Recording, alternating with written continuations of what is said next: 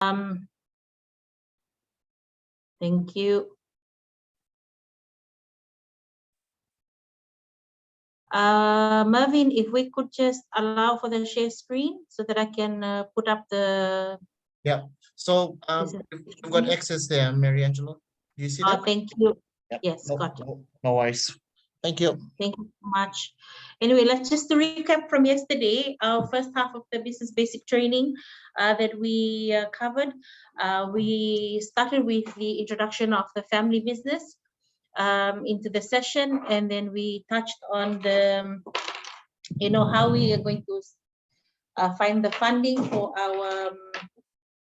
our business or our project. Yes, we looked at options of funding through your savings, through investments, maybe partnerships where you have the skill, but then you can have someone invest the funds into your little project. And then you can negotiate, like what percentage of the profit you both can take back, either 50-50, or if you prefer that yours is a bit more than the investor, that's how you will come to an agreement. Another option is the grants that are currently being offered by the government, the grants that have been offered by the NGOs. Mervin spoke about a few grants that were available with embassies. Those are options for you that you can look at. You can seek it out. Sorry, Mervin, could you just say something? We just trying to adjust my Sure, laptop. of course. Let me. Why don't you? Yes. Do you want me to just do just a few minutes and then I'll? Yeah, is that okay, Mary Angela? Yeah. Sorry, guys. I have my our manager for our IT. He's trying to help me with accessing the sound through earphones. No worries. So he's working on it at the moment. And yes, I hand it over to you, Mervin. You can continue with that. Thank you so much. Well, okay.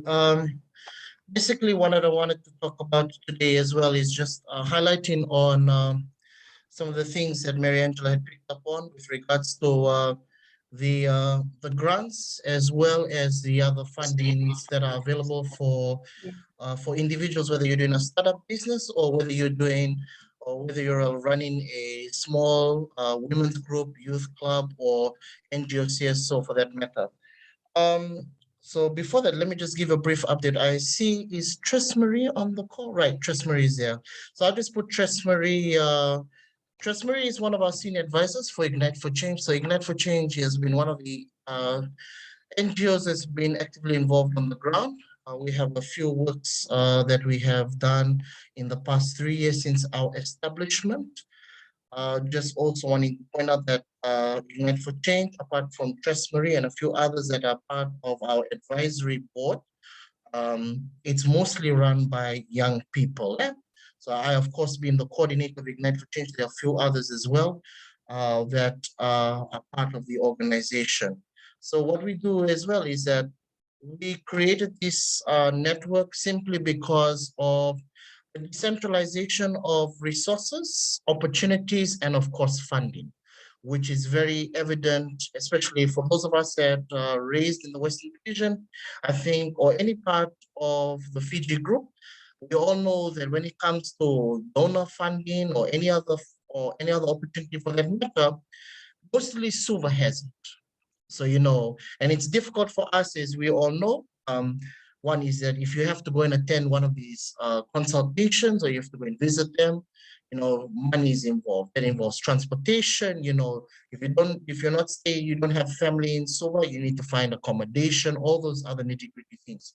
So to put it simply, we started off this organization knowing the need, and of course our thematic groups being young people, women, community members, persons with disability. Since our establishment in late 2019 till date, we have conducted various trainings, whether it be face-to-face or virtual. All of you are the manifestation of our online virtual trainings in a COVID-19 era. When we approached Westpac for this opportunity, we believe that Westpac was very much on board. Of course, the issues was, how can we engage people given that it's online, you can be on the screen now. God knows what you're doing, because you can be multitasking and all. But we said, let's just give this a try and see how it goes. And Mary Angela has been very much supportive of this initiative, and I'd like to take this time on behalf of Ignite for Change to thank her and the team for allowing us to be part of it. And of course, it's been running successfully. So just to break it down, the US Embassy, first of all, is just one of the major high commissions or embassies that are offering small grants schemes, as well as other opportunities. For example, the small grant scheme for COVID-19, I'm sure if everyone had taken a moment the day before yesterday or yesterday, US Embassy had released 3 small grants in the ballpark of about 5 to 7,000 USD to 3 small community groups. It was on the news. This is to assist these groups in the wake of COVID-19. I see we have a lot of women in the room. Also, for that information, there is a business entrepreneurship program that is run by the US Embassy in collaboration with the Fiji Commerce Commission, and of course, the Women's Business Association. This program is a 6-month program. Mostly it will be running sometime at the end of the month going on to next year. We have a few of our colleagues, I think Rudolph would know, one of the successful participants of that program. She's living in Singatoka. She has her events program that's running. So she was one of those successful applicants that was involved in this women business program.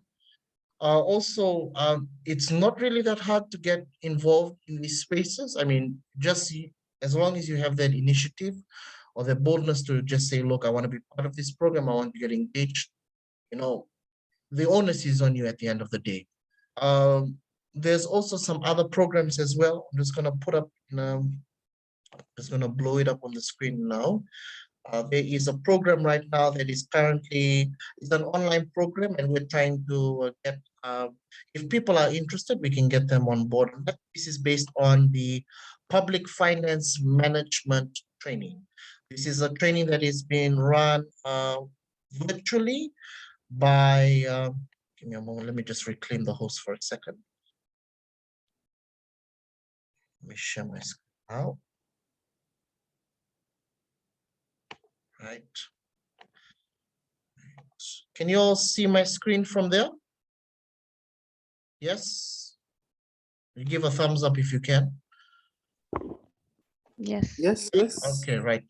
So this is one of the trainings that is currently also running at the moment. So apart from the financial literacy that we're working closely with Westpac on, this is another one that has come to our area as well. So like I said, for us being a small group, so there's not many members in our group, by the way, Trust Marie would know that, but we work with whatever we've got, and also our job is just to continuously build those networks and reach out.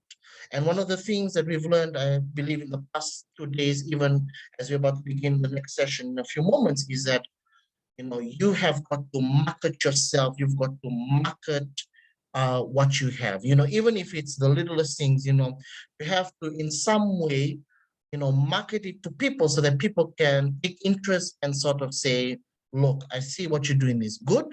Let me give you something. Let me support you, and let's see what we can do with the partnership that we form.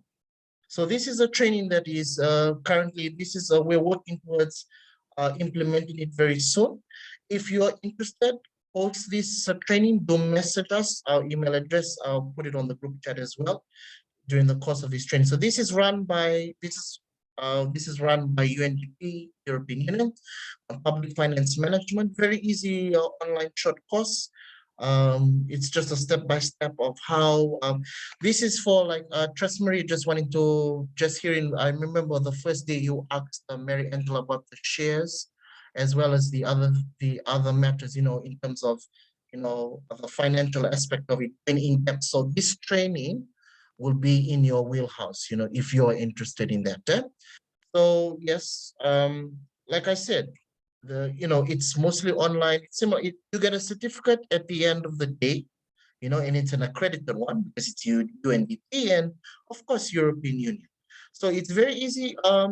Mostly just like So Ignite for Change, just similar to this, Ignite for Change is running currently a professionalizing youth work in the Pacific modules that is in collaboration with USP, Lakehead University in Ottawa, Canada, and of course, the Commonwealth of Learning, whereby we provide the platforms. In order to obtain a certificate, you read the course materials. It's not that lengthy.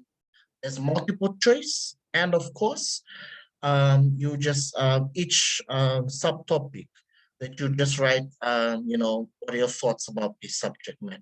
What did you learn from this? What do you hope to do with the information that you gain post this online, module and stuff. So this is just similar to that. So I'm just putting it out there. If anyone is interested, please do let me know. But so these are just some of the many things that Ignite for Change is doing. But again, I'm just putting it out there, the opportunities are for everyone, irrespective whether you're a young person, an older person for that matter, it's open to all. And one thing I want to encourage you before I conclude is that, if you do have queries and all, it's good to ask questions. We don't have all the answers, but we can find a way to get those answers for you, but the onus is on you as an individual, whether you are wanting to start up a business or an organization or anything for that matter.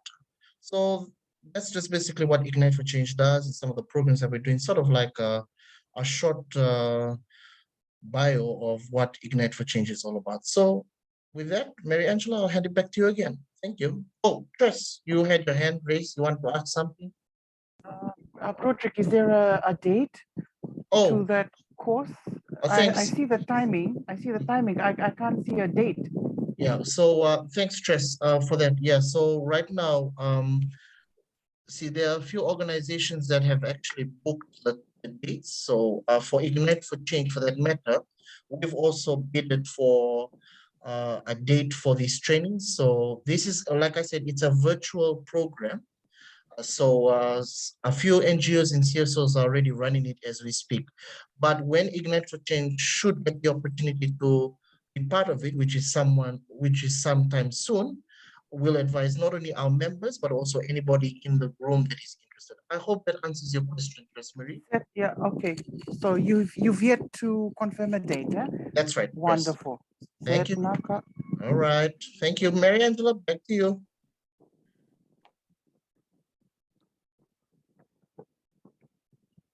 Sorry. Thank you, Mervin. I'm just trying to share the screen that I had up earlier. Give me a moment. We're going to give you back the host. Stand by. All right, Mary Angela. Thank you.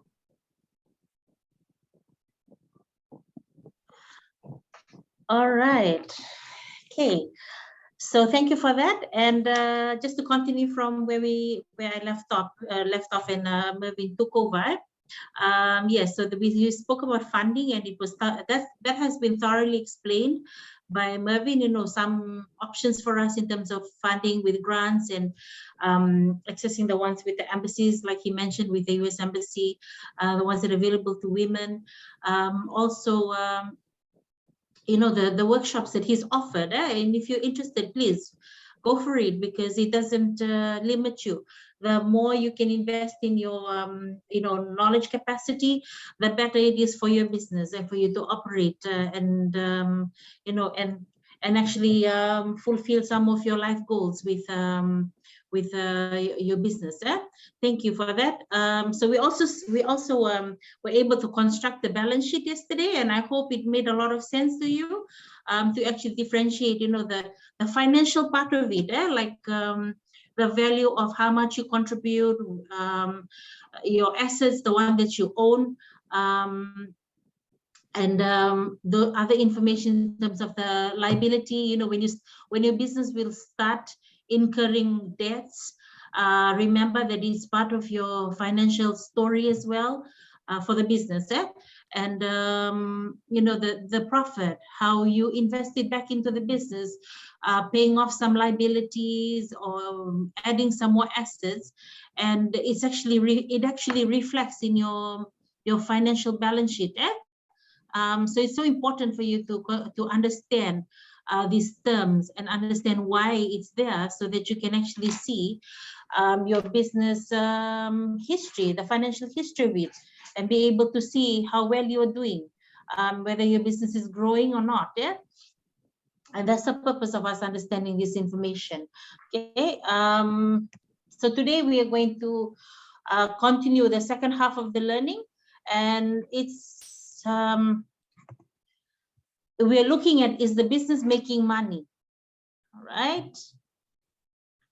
Is the business making money? We looked at starting the business yesterday. We were using the example of the family, Martha and Tom, in the two different business. Most of you can relate to it with your little projects that you're running right now. And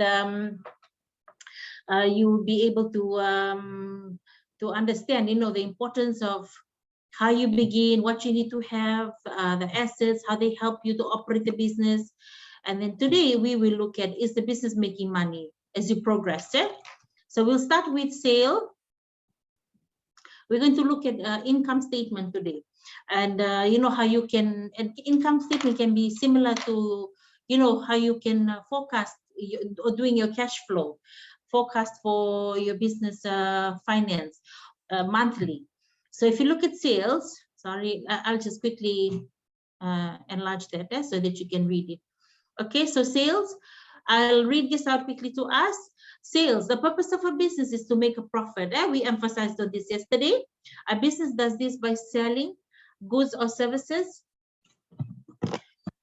for a price that exceeds the cost of making and selling the goods or providing the service. Okay, so we operate a business, and we want to, when we are making our sales, we want to see that it's also, generating profits for us. Yeah, to know whether the business is making a profit or not, it needs to keep records.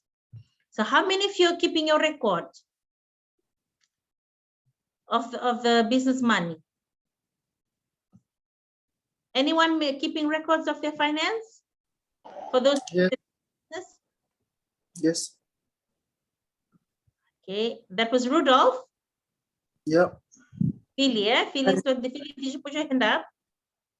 Or you thumbs up? Okay. This month I started writing up a ledger account. Wonderful. That's great, and that's important. So that you need, it clearly says here, for the business to know whether the business is making a profit or not, it needs to keep records of how much money is collected, and that's called the sales or the revenue, and how much is paid out, which is expenses. Rudolph, have you also noted your expenses?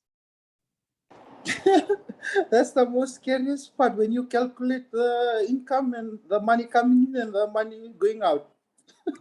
Okay, so not to worry. That's what today is about. Yeah? We are going to actually construct an income statement so that you can actually understand how to do this. How you're going to write it out. When you start with it. So we're going to do that. We're building up to that. So we're touching on sales now. So I'll continue reading. The difference is the profit. When you minus the revenue, the expenses from the sales or the revenue, the difference. If you have a little bit, if you have money left over, that's a profit. If you don't have any money left over and you have to pay so much out, what does that mean?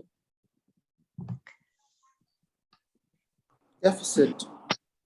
Yes, it's a loss. Okay.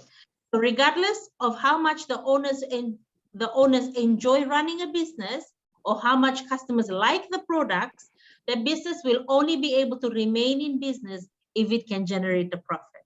Okay, so what it simply says is the business operates only on the money it has. If it has no money, like no profit coming in, then it's going to struggle. Okay, all right, so let's continue with that reading before I start giving you some examples or question and answer. There are two equally important aspects of making a profit: the sales revenue that is generated and the expenses that are paid. Okay, so important for you to understand the sales and the expenses. We will start with sales and look at expenses a little later. In order for us to know how much profit the business is making, we need to record our sales. So you tell me, how are ways of recording sales? Give me some examples of how we can record our sales.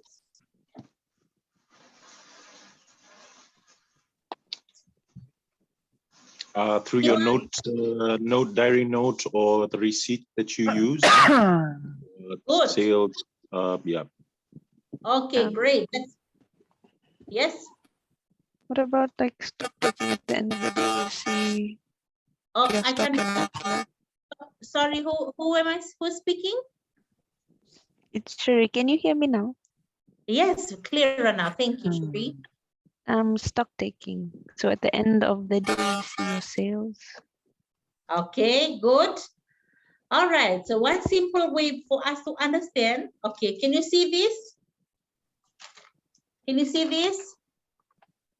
Where do you send it? Yeah, from a receipt book. Yeah. So you can just purchase one small receipt book from the bookshop, keep it with you. What happens is when you write out one receipt, you and when you're free, you can then transfer that recording to an actual exercise book. Okay, because I'm sure during the day you're not really busy all the time. You'll have a little bit of downtime, and that's the time you use to do all this recording transfer into the actual journal. So Rudolph, it's wonderful that you have a journal. I mean, you know, it's for you, it might be like at the moment uncertain how you're going to do the recording and all of that, but in your business and your business venture, that's baby steps that's leading you to the huge steps. So well done. And that's how you do that. But when you go to the supermarket and you do your shopping, and when you leave after you pay for your goods, the receipt that you receive from the cashier, what do you see on the receipt? Let's start from the top. Date of purchase. The name of the business, yes.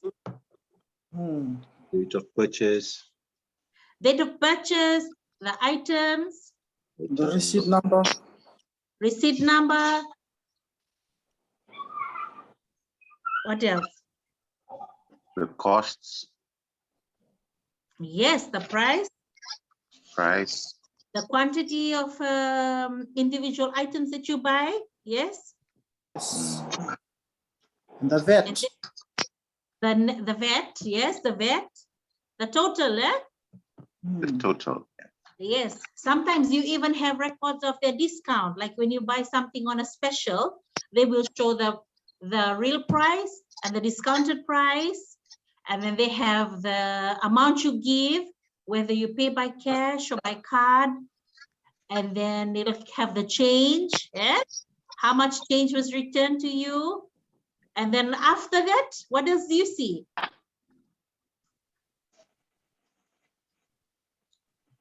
Non-refundable. Yeah, non-refundable. You have, how about the thank you note and even the cashier's name? It's all noted on that one receipt. So that, yes. So that is a record of their sale. They give you a copy and they retain a copy. You understand? Yes. Yes. So the Yes, easiest form, the easiest form for you to do your recording is for you to have a notebook. Okay, it doesn't have to be a huge exercise book. If you can have something that you can continue doing your writing, well and good. Okay. I was very proud to see one of my participants. I visited her on the weekend, last weekend. She happens to be an old friend of mine as well. And she went through a workshop that I conducted while she was studying with APTC. The same workshop that we're having, I had to conduct it for APTC and she was a student there. And she operates her own little grog business from home. You know, she sells grog. And every time someone from the neighborhood would come to her to buy, she will stand there transacting, putting the money into her little container, and she's taking it out. She had a little red notebook, and she would write. She actually took extra few seconds to write down the sale. And it just has to be, we just have to make an effort. It's all about the effort. If you're very determined about your business, you have to put in these little efforts to do your recording.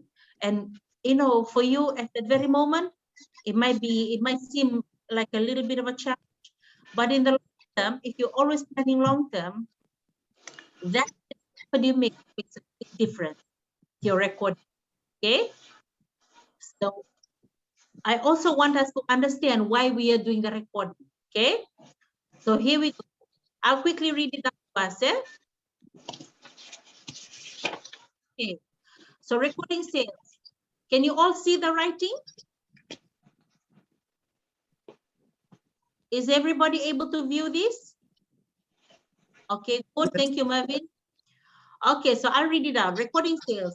Over the course of a year, a business will make a lot of individual sales transactions. To understand how effective the business has been, a record needs to be kept of the sales that have been made. The easiest way to do this is to create a written record of each transaction as it occurs. If a business has a small volume of transactions, this is easily done by hand by using a receipt or a special book called a sales journal. If the money is not collected the same day, a record should still be kept of the sale. Okay, so if someone comes to you and decides to pay you later but collect the goods at the very moment, you should be recording it. Okay, they become your, what are they called in the assets column yesterday? They are your Debtor. They are your debtors, correct? Okay, because you collected money within 12 months. Okay, I mean the term is 12 months, but you've been collected not long after that. Eh? So even if the money is not collected the same day, a record should still be kept of the sale and the amount the customer still has to pay and when they need to pay it by. The amount to the business called debtors, account receivable. These are accounting terms. Okay. The business has a larger volume of transactions. However, it is easier to have a computerized system.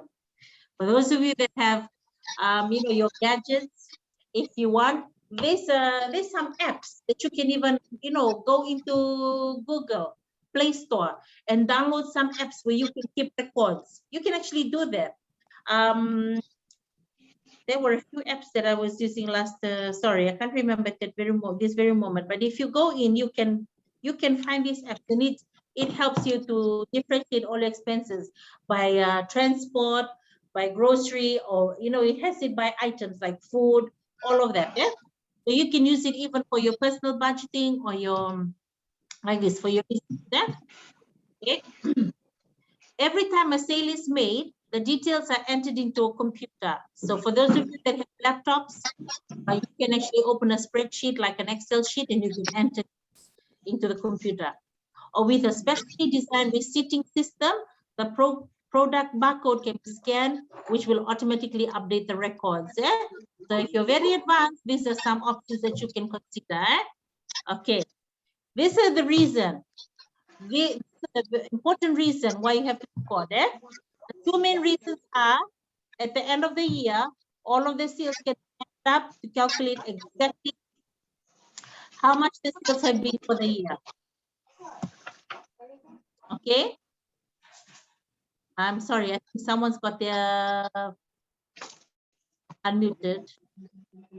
And there's a background noise. Okay, thank you. Okay, all good now. Okay, so the first reason is for you to understand why you're doing the recording, because at the end of the year, you will tally up, you'll calculate all your sale, and you'll be able to see how much in total you made for the whole entire year. And then the second reason is you will make comparisons over the time when your sales was, a lot, and comparison to the times when you really didn't make sales. Like, so you'll be able to determine your peak period. During when you have a lot of sales being made. Is it during the Christmas season? Is it during the festival season or festival time? Right now it's COVID, we don't know. Some of you can actually determine during this current climate we're in, the COVID climate, whether business thrived or business didn't. For some, I was talking to a few people, taxi drivers, and they said during the COVID, the taxi drivers that had permits after hours, after the curfew time, they said during COVID, that was their peak period. They were the busiest. After they lifted the containment borders and they moved the curfew hours from 6 p.m., they said business dropped for them. Similarly, for the for those that have market stalls during the lockdown, they made the most sale during that time because people were restricted to move, so they would go to the closest market stall. And they said that was the busiest time for them.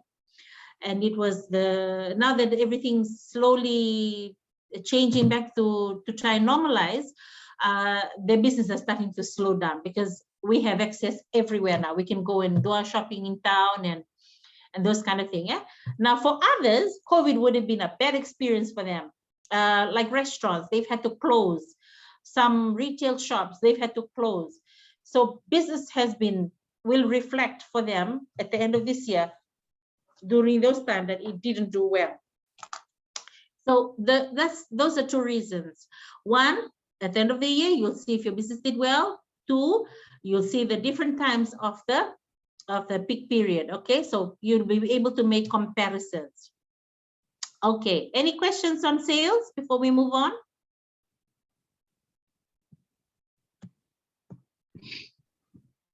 All good, thank you. Thank you. All right, so expenses. Now we're looking at expenses. Okay, so the types of expenses that a business has will depend on the type of business. Okay, so different businesses will have different types of expenses.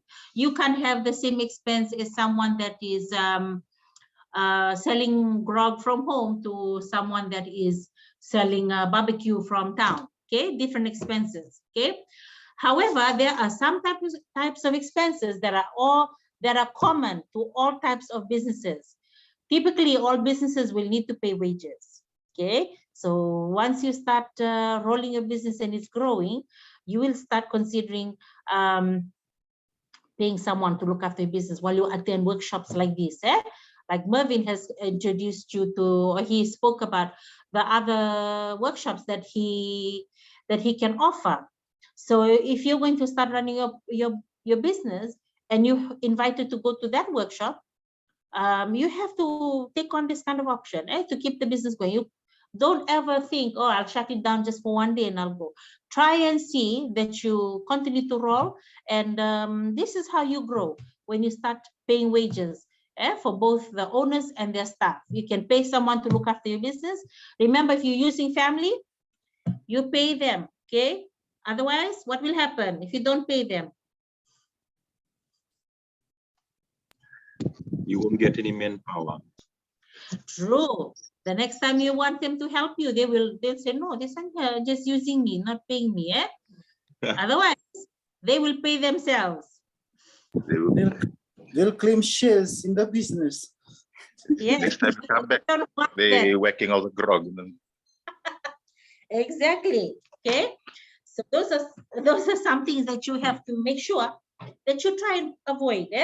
So you have to be honest with, and one thing you're doing is you are learning. You are learning to, you're having a bit of experience. Should you open a shop one day, you'll need to hire salespeople to help you. You have to pay them. It's the law that you have to pay them. So those are little things that you can do to start gaining that confidence in your business and how you conduct your business.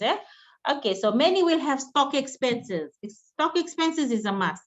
Some other expenses may be electricity, phone, rent, or advertising. Okay, do you know that you have operating expenses?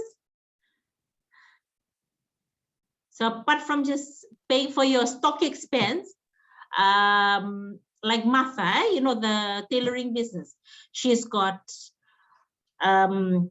materials to buy. She has to pay for the thread, the sewing kit. She has to pay for the packaging. And then she has to pay for the delivery. If she's going to deliver to her client, she has to pay for that.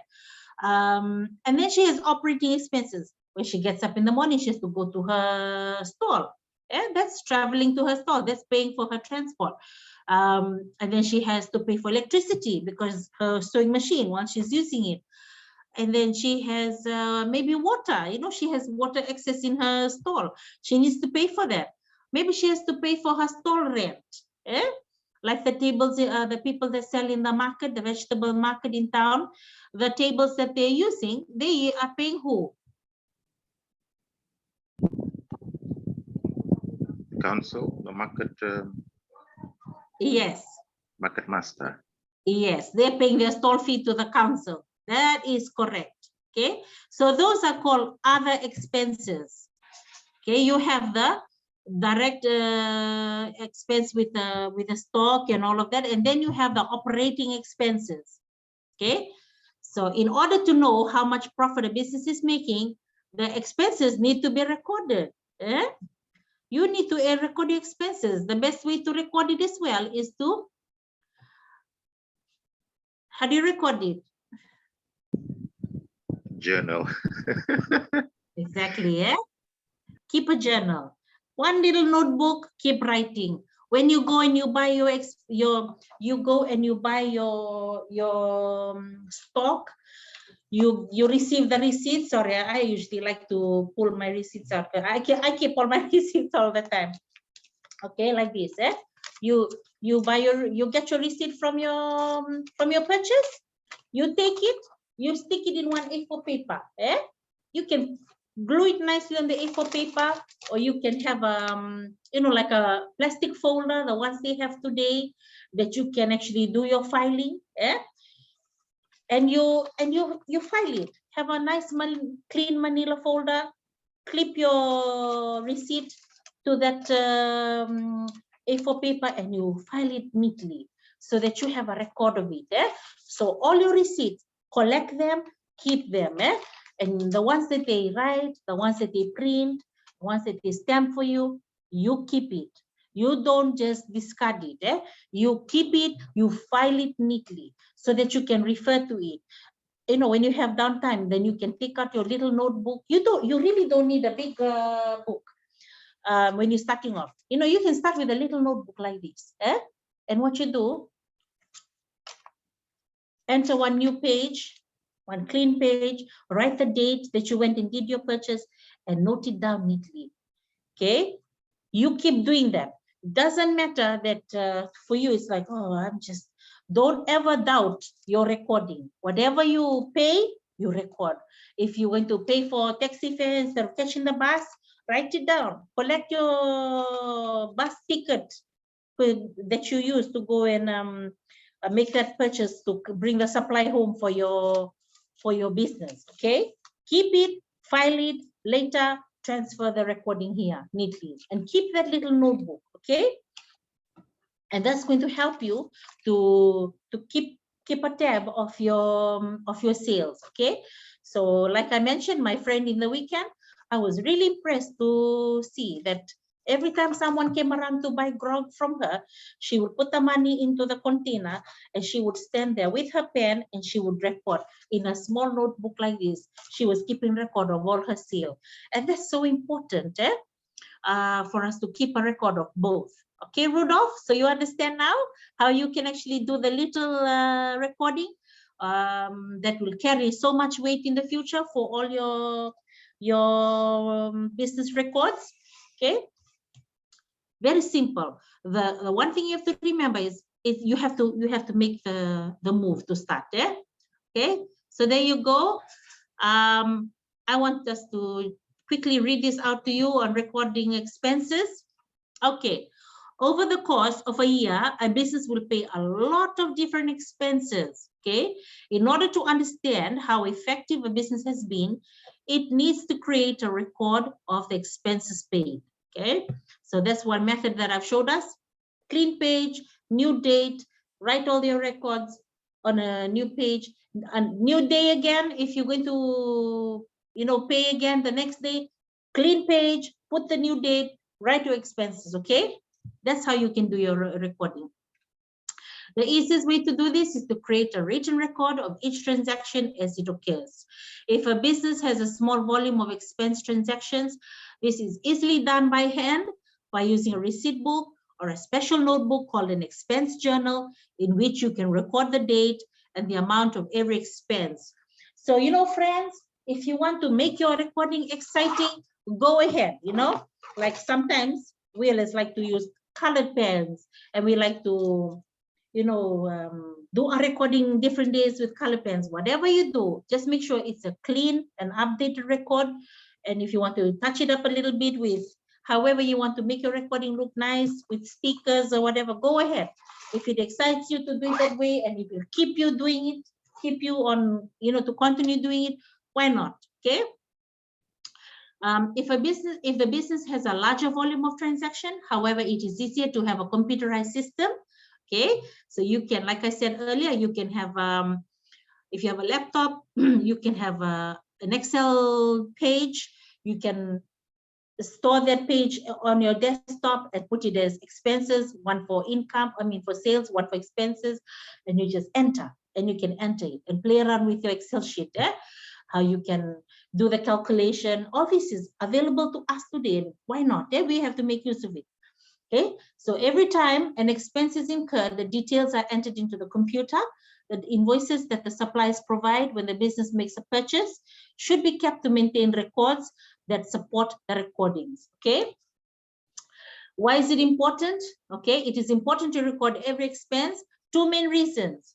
At the end of the period, all the expense journal entries can be added up to calculate exactly what the business expenses have been for the period. Okay, this can help identify whether the business is spending more or less. It can help to identify peak expense periods throughout the period. Okay, so as your sales is more, do you realize that you're also paying more? You'll be spending more to, you know, to accommodate the large sale that you're making as well. That's why it's important for you to keep this recording. Okay, so we talk about cost of sales. There are two different categories of expenses for any business. The first is known as cost of sale, and these are the expenses that are directly related to making or providing and selling our goods or services. The cost of what is sold, that is the cost of the stock, okay, is usually the largest part of this cost. The other costs that are included in cost of sales can be the labor cost to produce or provide the goods or service, and also the transport cost. Okay, so that's on cost of sale. It's directly with the goods, and it can include, you know, if Martha had a bulk order and she had to sew it within 2 days, so she hired a friend to come and help her. So that friend will help her to sew all the goods, and she has to pay that person for that help. Okay, so that payment, or the payment to for the labor, is included in that bulk cost as well. Okay, and transport, you know, in case she needed to deliver it, the cost of the transport can be included as part of cost of the sale. Okay, so it's the expenses to make that sale. And then we have operating expenses. All the other costs that a business pays to keep operating are called operating costs. This include costs such as rent, other wages, advertising, etc. Okay. So I want us to have a look at this income statement, because the result of the sales minus the expenses will then determine if it's a profit or a loss. Okay. So the income statement, can you see? An income statement or profit and loss statement records the total sales made over a particular period of time, and it's commonly a year or a month, the expenses paid to make those sales, and finally, the profit the business has made. Okay, so we have a look at it here. This one is for office supplies. So Pacific Office Supplies, this is the income statement. This was for 12 months, so for a whole year. See, the income statement, you can actually do it monthly to actually see what's your sale monthly. So if we look at this one here, it says office supplies, their sale was that much, 1.520 million. The cost of sale directly with the product was 1.2. So 1.2 minus from 1.52, their gross profit came to 320,000. Is that the profit for the entire year? No, No, Why not? they Because haven't deducted the expenses. their expenses hasn't been removed. Yes, the operating expenses hasn't been included. See, Mm. sometimes this is the mistake we're making. We think that this is a profit after we deduct, the cost of buying all the ingredients and minus all of that. We forget that we have other operating expenses, like transport, electricity or water, wages. We have to pay someone, or pay ourselves. Those things have to be included, okay? And then you'll be able to see if you truly made a profit or not. So when this company included the operating expenses, the one under expenses, they have wages, advertising, electricity, office supply, insurance, bad debts, vehicle, accounting, travel, shop, supplies, taxes, and other expenses. It came to a total of 211, and that was the operating expense. So they had to minus that from the 320, and it came to the total. What's your net profit here? 89,800. 89,800. Okay, this is like a very large company, but we're gonna go back and we're going to do a small one that's more relevant and easier for our understanding. Okay, here we go. We're going to look at this case study. All right. So in the month of April, Island Styling sold 50 t-shirts for $5, 25 dresses for $10 each, and 25 shorts for $10 each. This is Island Styling sale. So 50 t-shirts for $10 each, for $5 each is a total how much? 250. Well done, 250. So 25 dresses for $10 each is 250. 250. And 25 shorts for $10 each is 250. 250. So the total of all of that, 250 plus 250 plus 250 is 750. 750. Okay. So I prepared the board this morning. So this is the sale. Okay. Can you see that? 750. Okay. Can you see that? Yes, ma'am. Okay, great. So now we look at the cost of sale. All right. So the fabric for the clothing sold cost $500, and the wages for the seamstress to make them was $60. The cost of sale is now $560. Now I minus these two, and it comes to how much? 190. 190. Okay. But okay, so is this the final profit? No. If you look at the case study, they have some operating expenses down Operating below. expenses. Yeah. So it's got add, has EFL, electricity, Mm. it has fuel, it has phone, it has rent, and it has wages. Can you see that? So add is $10, fuel, electricity is $5, fuel is $4.20. We have we have phone for $10, we have rent for $15, and we have wages for $55. And how much does this come to? Then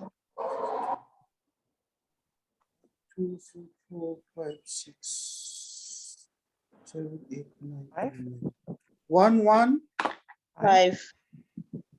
115. See? Yes. Now we still have to minus this 115 from this 190. Okay, so how much is 190 minus 115 is? 75. 75.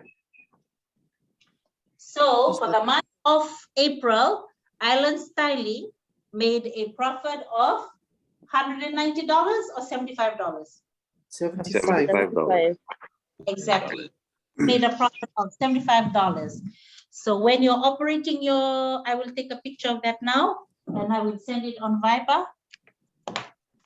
And Marvin will send it to you. Okay. So what you have done today, we constructed an income statement. And what you have done today is you have understood how to place the total sale, you minus the cost of sale, which is directly to do with the product.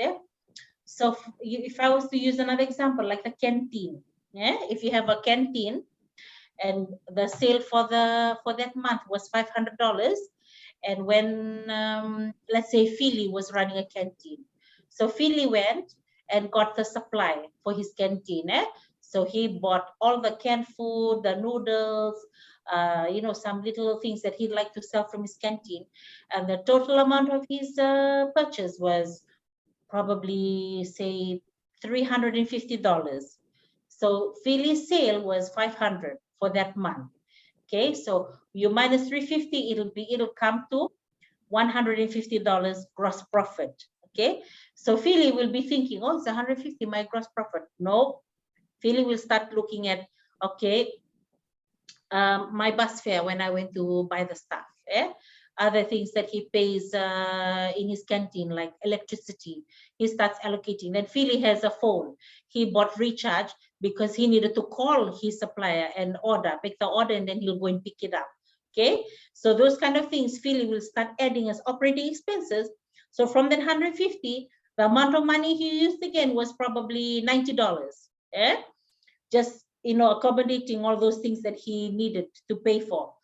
So in actual fact, when Philly minus $90 from 150, his gross profit was actually only what? How much was it? $60. $60, correct. So it comes to $60. And that's how you have to do your income statement monthly, so that you can see how much you really have made for the month of that particular sale. Okay, and you can note it down in your notebook. You can have a separate book on it. You can follow the format that we've given you in this here, this one here, this page here, the activity, the sale, cost of sale, month. On the top, you can write the month, income statement for the month of so and so. That's how you can do it. Can you see this? And this is how you will be able to forecast. You can start doing your forecasting for next month. You know how some people do their cash flow, the profit, they put it in their forecasting, how much they want to achieve next month, just basing it on the previous months of their sale. Okay. So that is for the month of April. Okay. Now I'd like us to have a look at this case study in the month of May. Sorry, Mary Angela.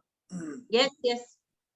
I just have a question. Regarding the case study we just did, rent is an expense seen in the income statement. That's like an intangible asset. Am I correct? Which one? No, we're not. This one here is different. This is to do with your expenses. Yeah. When you differentiate rent, when you differentiate your assets, you will only classify them as current, fixed, or intangible. And intangible has to do with goodwill, permits, license, more like the trademark of the business. So, Yeah. so if in the income statement you wanted to put things that what you call like fixed assets that you purchased within that particular month to operate within the business, will you show it in the income statement as well? Yes, it will show in the hold on, in your expenses. It will have to come under your cost of sale. Sale, yeah? Oh yeah. Yeah, it'll have to come under your cost of sale.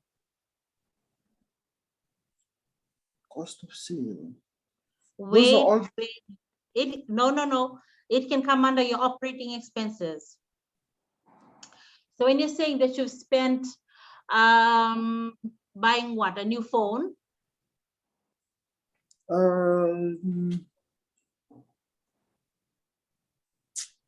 For who's this? For Tom and the Martha's business, I would say, like for Tom's business, he bought a vehicle, the bus. So that will go under. No, for him, because this is income statement monthly, yeah?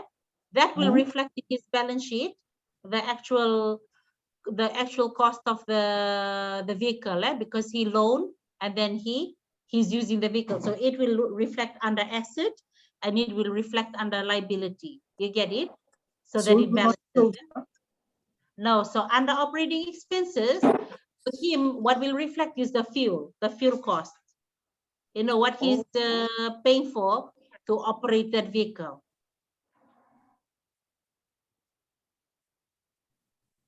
What you're asking, it doesn't reflect in the income statement. It reflects in the balance sheet. Yeah. The income statement is basically what you're making, sales and all of that. In more detail, Sale, yeah, cost of sale. Yeah, so that one will be like on a large scale, but it'll come under the balance sheet. It should not come under your income statement. So this one will have to reflect what you're making, you know, your sales daily. So for Tom, in Tom's case, when it comes to the operating part, the operation will then reflect his number of sales in terms of the tourists that comes to use his touring company. And then when he transports them, he will reflect the fuel, the use of, you know, when you say rent, like maybe he had to pay something to the, you know, the community that owns that area where they're camping. You know, maybe he has to pay like a rent for using that area. Something along those costs will come under operating expenses. Okay. Yeah. So unless and until that asset has a sorry, I was about to say, if it has a depreciating value, will you add it in income statement or don't? No, you don't put it in the income statement. That goes in the balance sheet. Oh, yeah, okay. Yeah. Okay. Thank you. You're welcome. Okay, so here the case study. So what we did, the activity. Anybody did not understand that, or was that clear enough?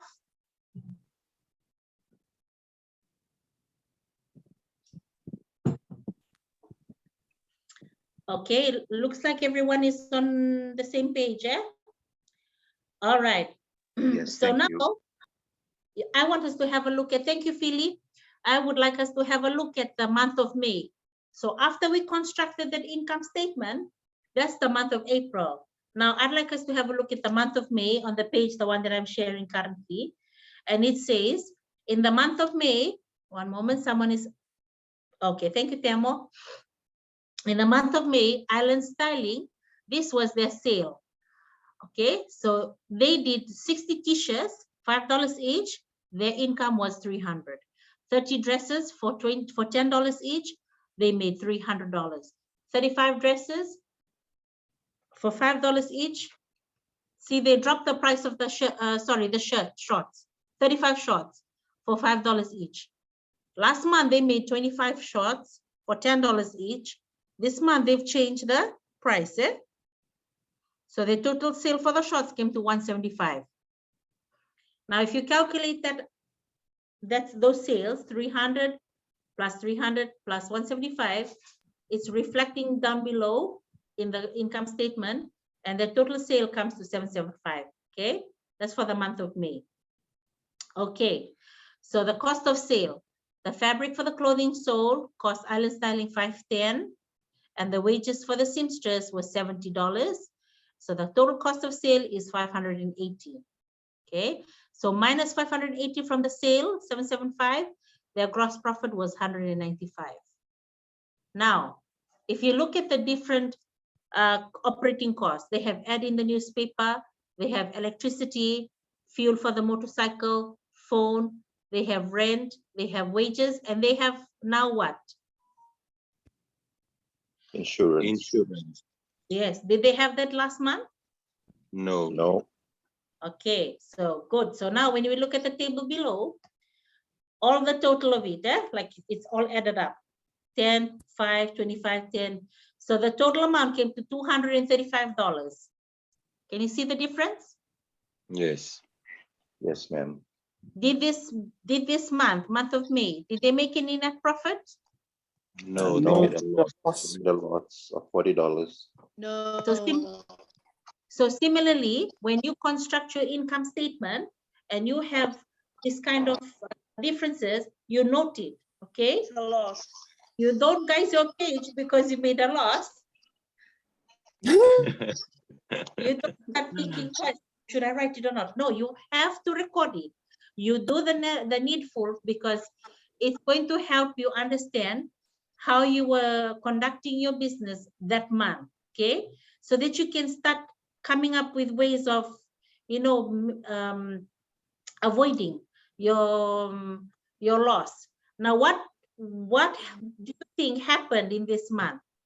Looking at this story, what was different? They dropped the price of the shorts and the insurance was included. Yes. Do you think they should have dropped the price of the shorts? No. No. Should have remained. True. If they Maybe there's not. so many, yes. Okay, good. Any other ideas around it? Anybody wants to share like about what happened this month? Why do you think this, Island Styling did all this? What are your assumptions? I would like to hear from you.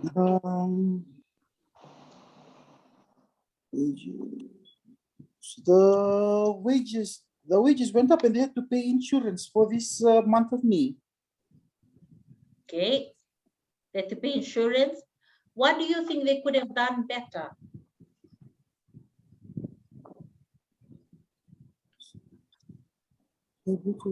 Cost 500.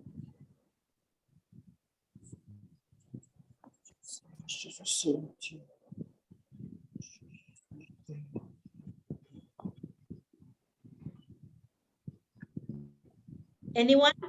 What do you think they could have done better?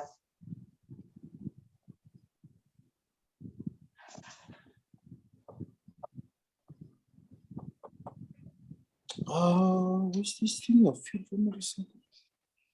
No, you're not sure? Reduce on fuel costing. Okay, reduce on fuel costing. Okay, maybe you want them to manage the expenses. Yeah. Okay, yeah, true, good. Okay, so increase the prices. Increase their prices. Okay, why do you want them to increase their prices? Change So the the way short. of advertising the products. Change the way of advertising the product. How do you want them to change? What can you Make it suggest? more attractive to the customers.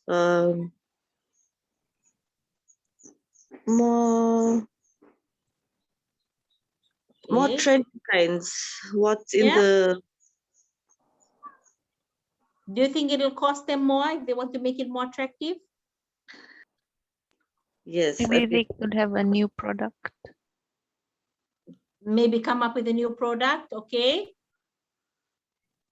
I just want to pick your brain on this so we can generate a discussion. Yeah. Diversify.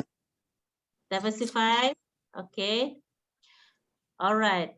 So what's the possibility of them allowing this loss because they made a profit last month? And they know that they can cover this $40 from the 75 last month. Yeah, that's one. Another one is they got more orders this month. They should have made more money, and they should not have dropped the price of the shorts. Yeah. True. When they know that they were taking on an extra expense, the insurance. Yeah. If they kept the price at $10 each and made the same amount of sales, which was 25 shots as last month, yes, they would have still made a profit of $35. Yes, yes.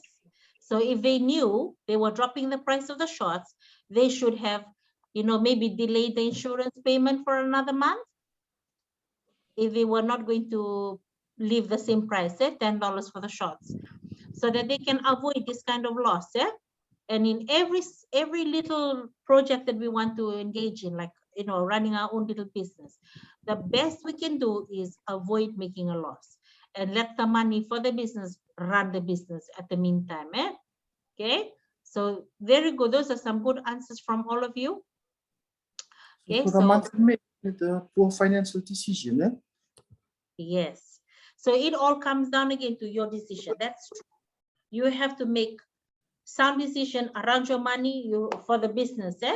You have to make sure that the business finance is not mismanaged, that it's not going to allow the business to be at risk. Okay, so that now, hold on, I would like us to go back to the, okay, now we're going to talk about profit. Okay, so making a profit is about maximizing sales, minimizing expenses. Simple as that. When you're starting off, maximize your sales, minimize your expenses. An important part of making a profit is in setting the right price for the product or service. So you have to make sure that your price is correct. Okay, if your price is too high, will your products be sold?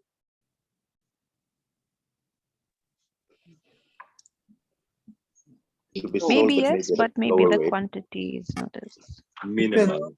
Customers. Good. Okay, what if it's too low? Be reasonable with the pricing. Sorry, what was that again? Be reasonable. Okay, good. Be reasonable. Okay, here we go. Pricing. The first element of making a profit is setting a reasonable sales price. There are a couple of important things that should be considered when setting the sale price. Firstly, how much the goods or service that the business is selling cost to make or provide should be considered. Okay, you look at the overall cost of what you had to pay to make the product. Okay, the business needs to make sure that the price covers all of the operating expenses. You include your operating expenses, including the production, transportation, and labor. Get it? Secondly, what customers are prepared to pay for the goods and services should be considered. How much are they willing to pay for it? One easiest way for us to understand the price is for you to ask those that are in that business, same business as you, how much they're charging. Okay. If the price is set too high, then people may not want to buy. But if the price is set too low, the business will not make enough profit or any profit at all. You might just not make any profit at all. Okay. So I use this concept, and I'd like to share it with you. It's called the Japanese style story. My favorite is the Japanese style story. Okay, Mervin, you know about this, so you're not allowed to answer. Let it adjust. There you go. Okay, so I'll need you all to unmute and for you to answer. All right, so here we go. So this man went to China and he bought 100 ties. The one the man used. Bought $1 each. Can you see that? He bought 100 ties. You got that? Yes. He took Okay, good. He took that 100 ties and he took it to Japan. And then he sold $10 per tie. He was selling the ties $10 for one. After the first week, he did not make one single sale. You see that? He did not make one single sale. Why do you think that was? Not a reasonable. Recording in progress. Sorry, what was that, Rudolph? The price. Sorry. Why? price- Why? It's made in China. Thank you. That's better. True. Eh? Okay. So he told his friend. So that weekend he told his friend. He met his friend and he said, I was sell the tie plus one tie. And not one single tie was sold. Can you see that? So you know what his friend told him? He told him to put another zero to make it $100 per tie. Oh. Do you think it'll sell?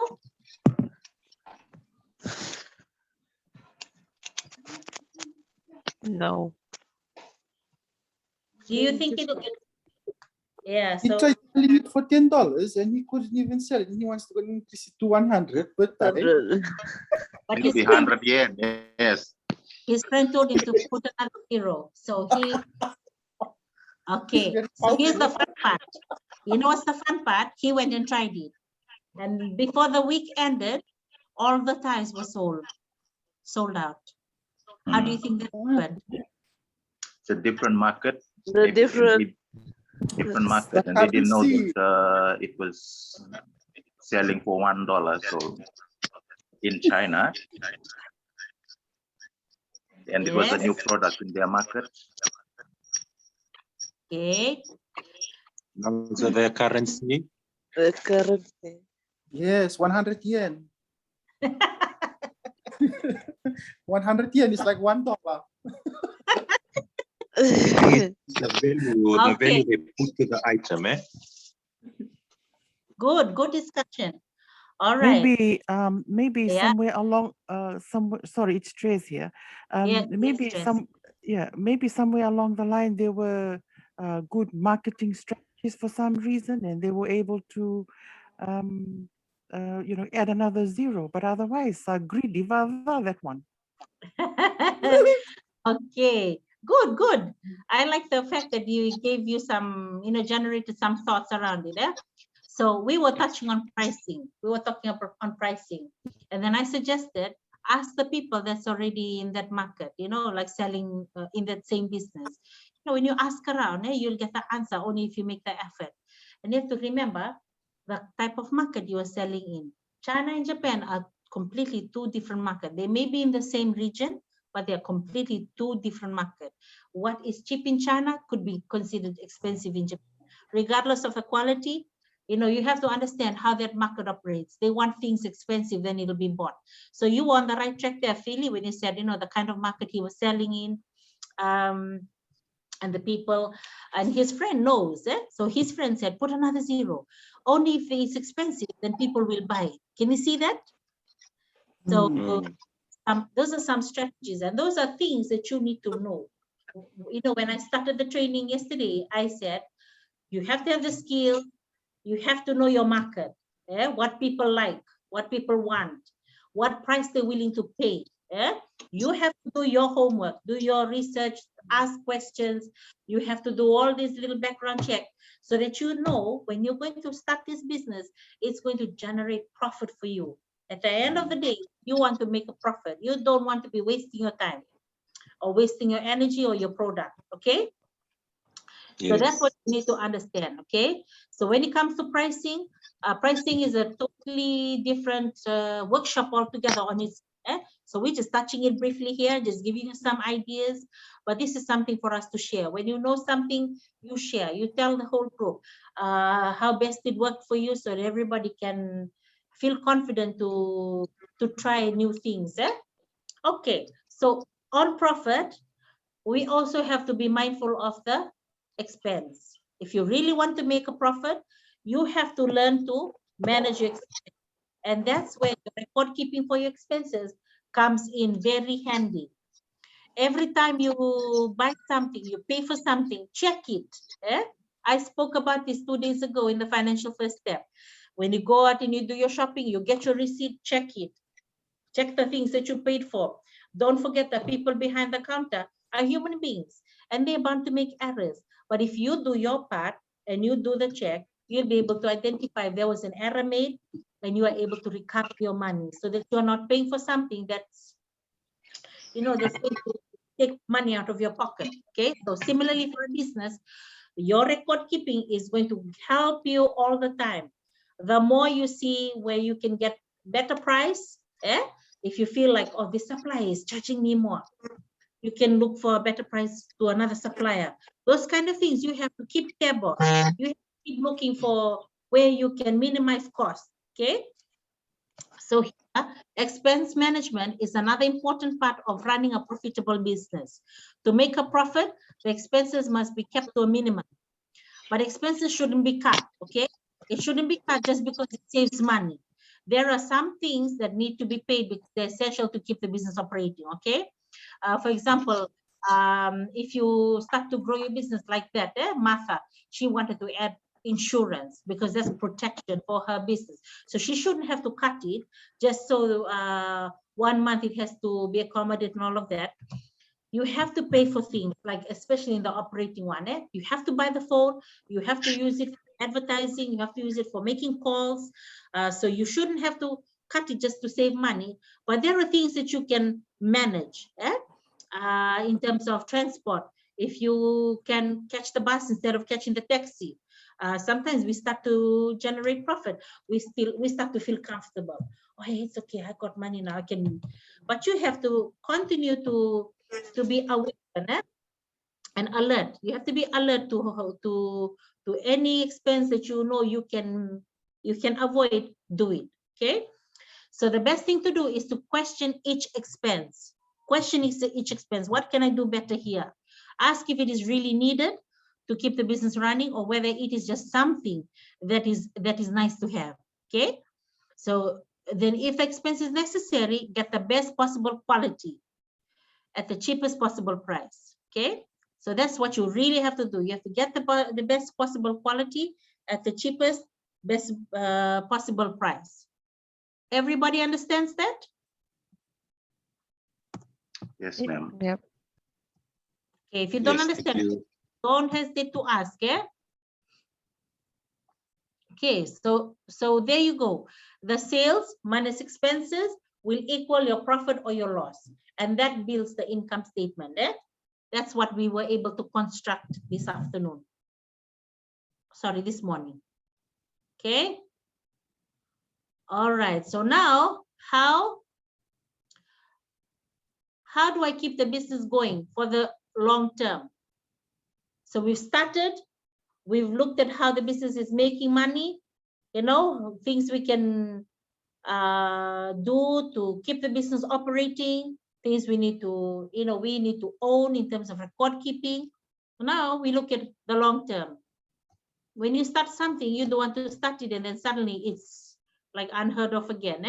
So a lot of small businesses, that will happen only if you mismanage the finance of the business. And that's the truth. Okay. All right. So the financial operating cycle. This is where you will keep the business going on the long term. The 3 uses of the profit. Okay.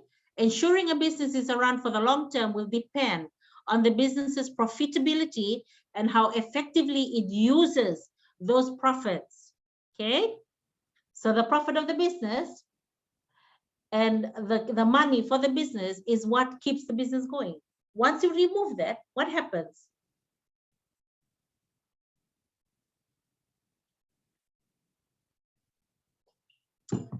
You place the business at very high risk. Okay. Tom, did you want to say something? No. Yeah, along the same line. Thank you. Okay. So here we're going to talk about the uses. User 1. Can I get Tom to read that out? User 1. The first use of profit is to pay the business. This is known as reinvesting in assets.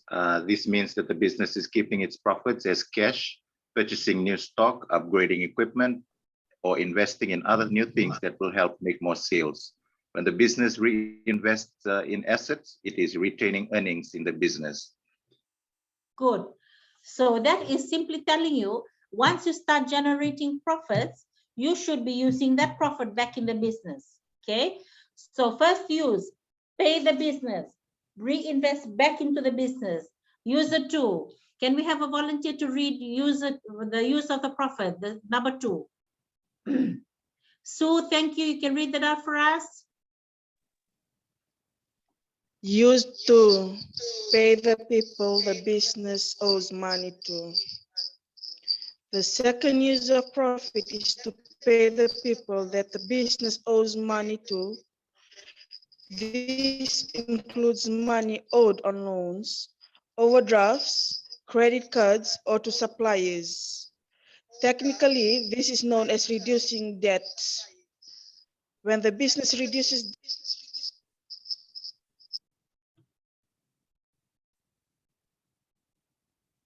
When the business reduces debt, it is retaining earnings in the business. Yes. So the second place that you're supposed to use the profit of the business is, trying to clear some of this money that you owe. Okay. You pay off your suppliers, you pay off any overdraft you may have in your bank account, you pay off any debt that you have, if you bought an equipment on hire purchase and it's used for the business, clear it. The more you do that, the more secure your business becomes. It's more secure to run on its own without having debts, like you fully own it. You're not owing someone else where there's money owed to them. Okay, so the business starts to own itself. All right, so number 3, use 3. Any volunteer to read use 3?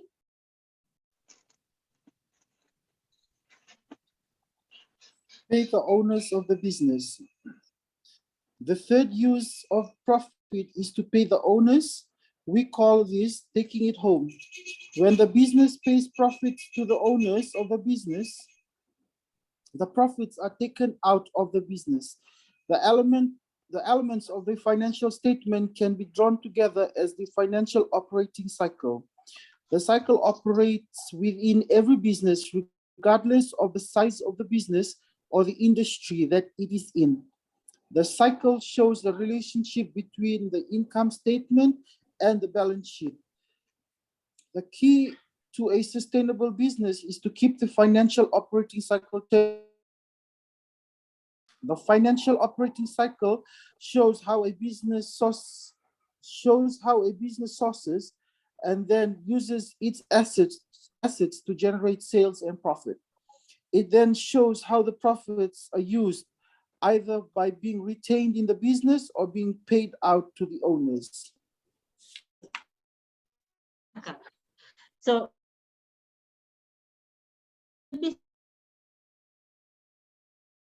now look at it very closely. It's number 3. It's not number 1. Yeah. Sometimes because we own the business, we are the business owners, we forget the business money it has. Okay. Once you start removing it and spending it and not, using it back for the business, you start to place your business at a risk. Okay. 1, it will not grow because you're not investing back into it. 2, you start risk where it can collapse. Okay. The experts have said that it takes a minimum of 3 years for you to actually for the business be stable enough to operate on its own, which means that within the 3 years you have a risk of the business failing. You will incur losses, and if you have survived the 3 years, the business operate on its own. So the best thing we can do is when we have a profit, when we start making profit, we keep it in the business. That means you only have one payday. You don't have payday every day. Because we're business owners, we'll start giving into some of our cultural obligation, family obligation. I apologize ahead, because I'm going to say now will not sound, may sound offensive, but to be honest, if you're operating a business, you need to understand that you work for the business, okay? Like I come to work every day in the bank. If I tell the bank to pay me before my payday, what will they tell me? Termination letter. Yes, that's right. Show me the door. So you have to treat the business like you work for the business, okay? You have to ensure that there are things that are obligated to you that will not place your business at risk. It doesn't mean that, oh, I'm a business operator, that when you have the family obligation or the cultural obligation, and then they say, okay, we have to buy this and that. And before they even tell you to buy something, you already volunteering. I will buy the whole cow.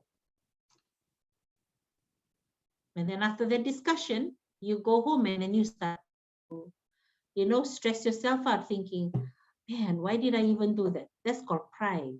Yeah. So before anybody obligated you, even you already obligating yourself, but you're putting your business at risk. So those are some things we have to be mindful of. We have to only give what we can afford. And if we know that it will place our business at risk, we have to ask this question: if business collapse, who will help me to revive it? Who will help me to revive it? Will the people obligating me right now help me to revive it? Or no? That you put in all those time, you don't want to see it just disappear like that. And when you operate a business, trust me, you can be the first person to you're probably the last person to go to sleep.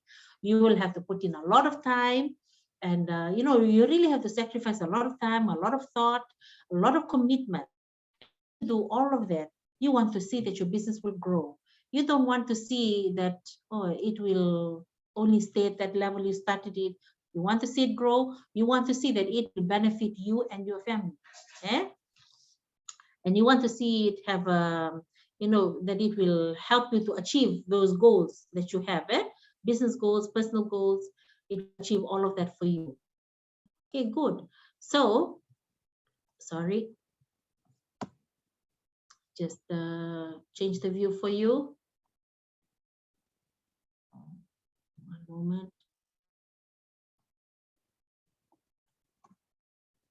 Okay. Oh, sorry.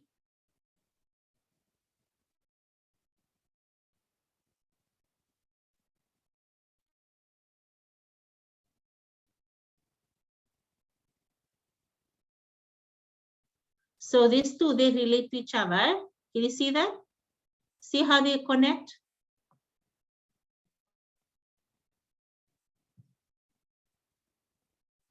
The asset, liability, and owner's equity is the balance sheet.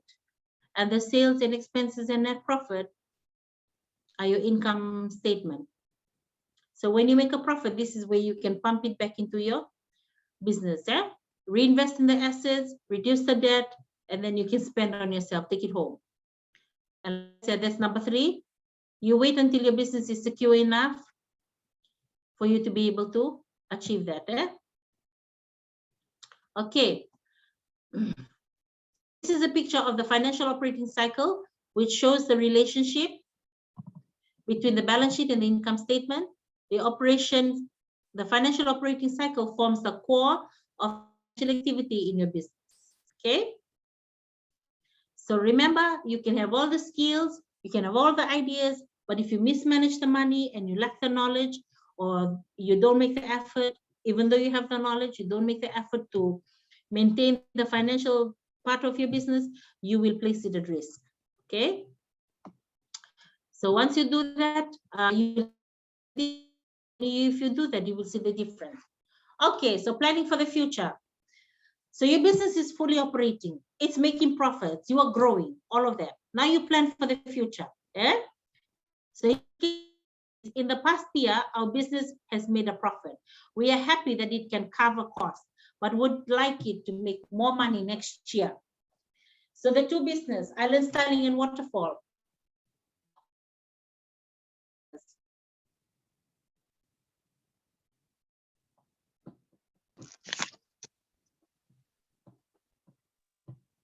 Anybody? You can unmute and we can discuss. A small scale business? Yes, small scale. What do they share in common, these two? The family business. Yes. Yeah, so family couple. Exactly. That's the answer I'm looking for. They are owned by one family, the touring company and the tailoring business. So what can they do? You know, they're already married, the couple. What can they do to plan for the future? What are some ideas that you think that they can come together and use here? They can merge their company and do like loans together. Yes, they can. Wow, they can be a lending company. That's true. But what do you think? Yes. Any other ideas? The number 3, they take it home. They can maybe have just one pay packet, you know, when they pay themselves instead of. Okay. Yeah. You know, the children are growing. Okay, maybe the children okay. You know, but yeah, maybe the number 3, they can try and work on that, work around that, True. And maybe more reinvestment, maybe and the second take it home pay packet, use it to increase the reinvestment for the business. Okay. Okay. Temo, I've unmuted you. Can you talk now?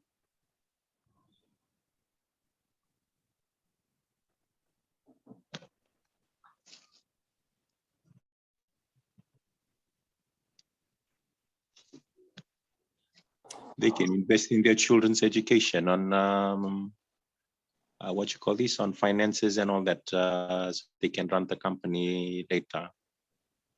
Yes. They can invest in their children's. Okay.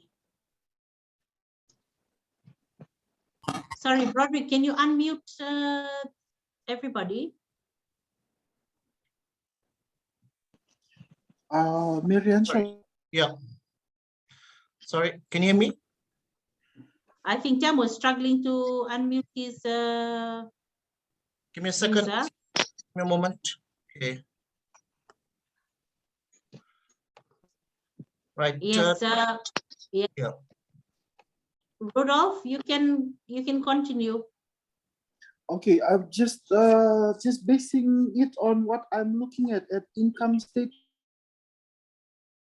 for Island Styling and Waterfall in the case studies. Because Island Styling in the month of May, they ran at a net profit, which shows a loss. So when I'm looking at Waterfall Wanderings, their net profit was really good. It was at 14,500. So I would say that Waterfall Wanderings can actually assist in trying to offset the loss for Island Styling in the month of May. So they can be like, one can be assisting the other if the other one runs at a loss, because it's a family business. True. Now my question. Thank you. Yeah. So my question is, if these two business, they both owned by one family, if they were, you know, when I talked about yesterday when we started the session and I opened it with, you know, new ideas, the third point, always come up with new, different, that you can diversify, that you can grow. So what can these two businesses do to plan for their future with in terms of using their profit? Sorry, maybe Island Styling could manufacture or sew merchandise for Waterfall Wandering. So tourists that go there, they sell their products to them.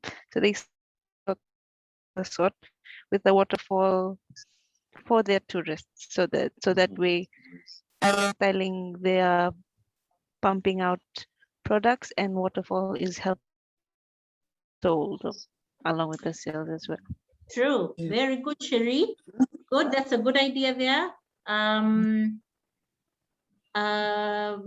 Philly mentioned that, they could invest in education. That's really true. And their children can then venture into, who knows, maybe business studies, to elevate the business further. Anyone else has any other idea apart from? Business Island Styling used to go to the stall, but now she's established. She can just like they can merge into the same building as like half with the other business with her husband, or like get her own building. Yeah. Yes, they can do that. Business Island Styling can can make brochures and they can advertise it in her shop. Brochures for Tom's business can be advertised in their shop. They can come together. Business, from a new business altogether, coming together. Maybe Island Styling can, maybe a catering business that can, cater food for the tourists when they go out. Way that they can, come up with ideas. See, all these ideas, you have it. And this is exactly why we are doing this activity, so that when you are operating your business, this is the ideas that should be coming. What can I do? It's going to keep you pumped and help you to continue to grow your business. So I'm glad that you came up with all these answers, because you know, just by judging from the feedback from your customers, what people are into today, the market, and you're based on your skill and the information you're able to acquire, you'll be able to see, what else you can add to your business that can generate a profit for you, that people will be willing to pay for, that will help to grow your business. And you can utilize those downtime to operate or to help you to, yes, generate income. So the best way to do that is for you to have a business plan. So here we go. Here, business planning. It is easy but risky to think that once the business is set up, that it can take care of itself. Okay. Studies have shown that those businesses that plan for the future have a better chance of success. Thank you, Rudolph. Merging to reduce operating costs, true.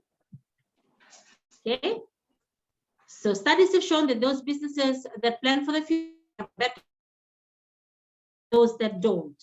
A common reason that business owners don't write a business plan is that they are not sure how to start or what to put into the plan. In reality, the plan is not complicated at all. In fact, the simpler the business plan, the better. One way you can do this, you can Google it. Google is like the easiest thing today for everybody. You actually look at the types of business plan available and see which one fits you, is suitable to you. Like, this is something I can use. That's how you can set up one for yourself. So these are some key plans to put in your plan, key things to put in your plan. Okay. Time is precious, and the key benefit of a business plan is that it helps to identify what worth spending time on and what is not. While a lot of different things can go into a business plan, the key things to cover are what the business is selling, why the business is selling it, who the business is selling it to, and how the business will sell its goods or services. Okay. So these are 4 questions that you put in your key business plan. Like 4 key things in your business plan when you're going to draw it up. What you're selling, why you're selling it, who is going to buy it, like who you are selling it to, who is your target market, and how. How are you going to sell it? Are you going to set up a shop? Are you going to sell from home? Are you going to sell online? Or you're going to do delivery? How are you going to do this? How are you actually going to function? So if these things can be clearly identified, then the actions that the business takes, from hiring people to buying supplies to advertising and even spending money, will be more focused and likely to make a profit. Okay.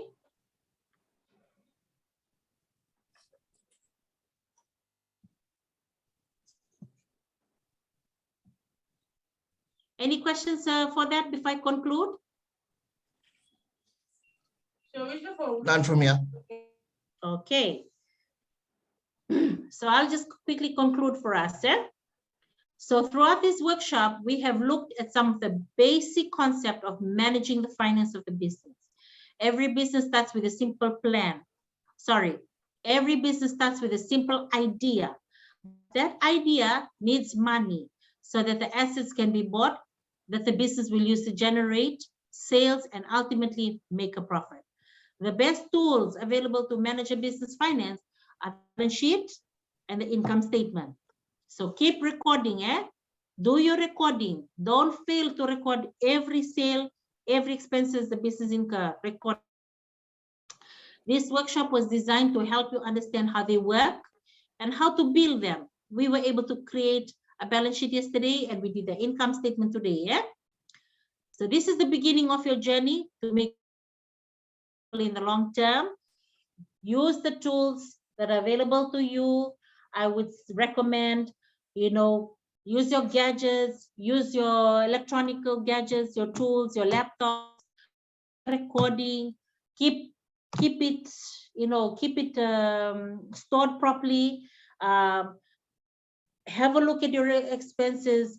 It's worth the time.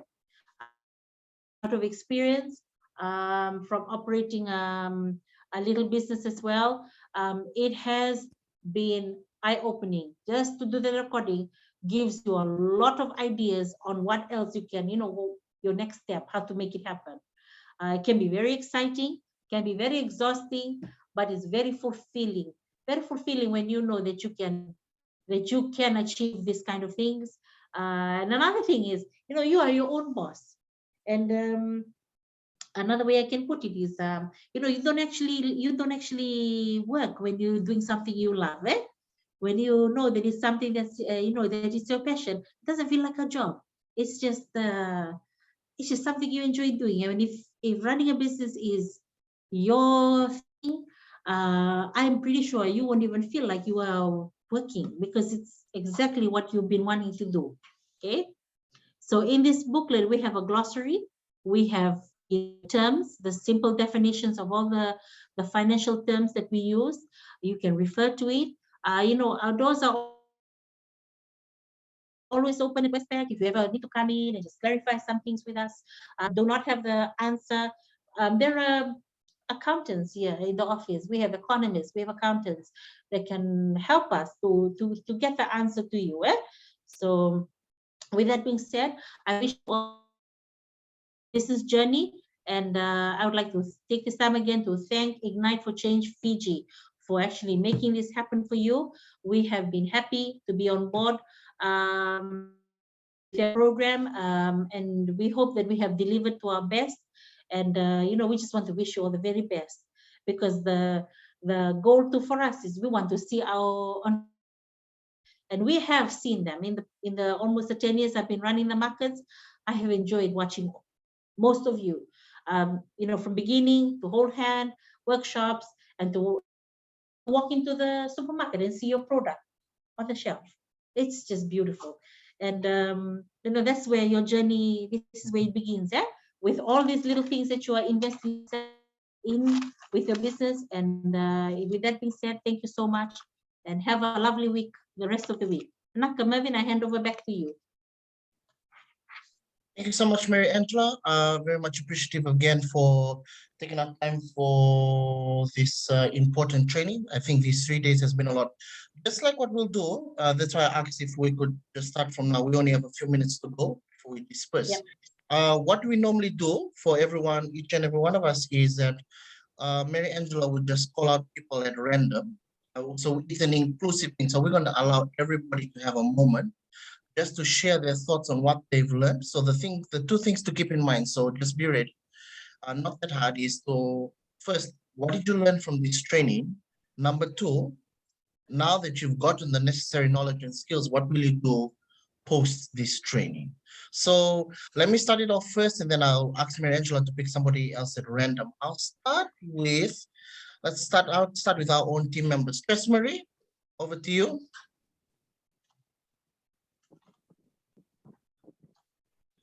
Well, thank you, everyone. Special thank you for your very effective presentation. Broderick, thank you for having me on board. One thing is certain, that I've learned a little bit better that is one thing I'm very hopeless at, is keeping track of my the income and all the expenses. It's something definitely I'll work. Few ideas coming from the members as well that I picked up. Some things that I've never thought of, and definitely I will for surely explore. And so much for having me. I've got something else coming up in a few seconds. So my best wishes to all of you. Thank you, Westpac. I hope you will be gentle with my own application in future. Well, take care, everyone. Heaps of love from my end. Modamanda. Nakates Marie.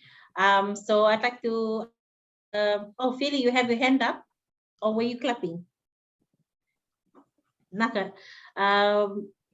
Alaska Daisy Naidu, would you like to share?